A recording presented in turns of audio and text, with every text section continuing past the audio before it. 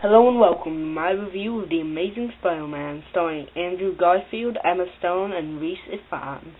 Now, the whole plot of this film, if you are unaware or surprised, is that Andrew Garfield, as Peter Parker, gets bitten by a spider. He gets the power to climb up walls, and he becomes a superhero.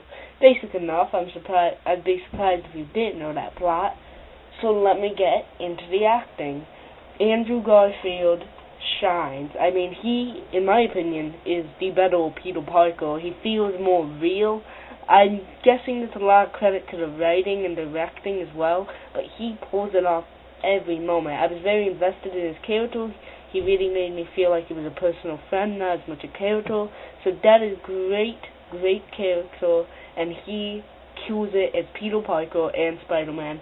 Emma Stone does very well as Gwen Stacy. She felt real as well. Like Mary Jane, she felt very written in my opinion. But I felt like Emma Stone was a real person, like Gwen Stacy was actually there. So, that was very good. Everyone else does pretty well. Rhys Ifans does fairly well as Dr. Connors. He does very good. Let me get into the directing. Great cinematography. And here's a little editing snippet. It's kind of edited weird at the last few parts, like the last half an hour. But either way, great cinematography, especially for the night scenes. Beautiful scenes.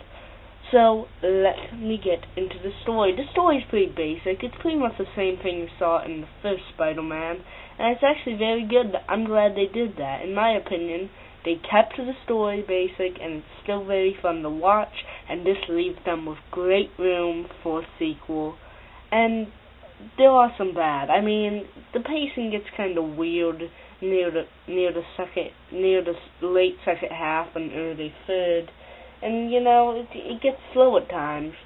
But for most of the time, I am quite invested in the character of Peter Parker, and that is good as well.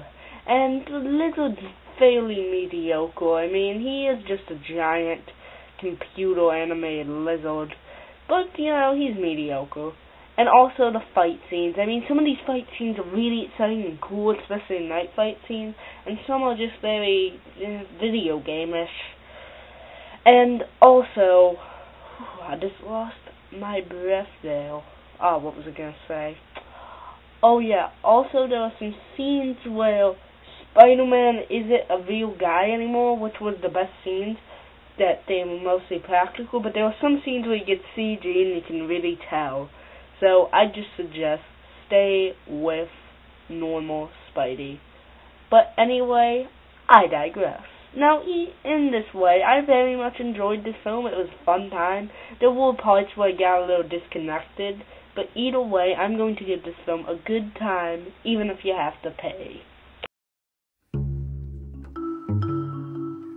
Tell me what you thought of The Amazing Spider-Man in comments below. Please like, favorite, and subscribe.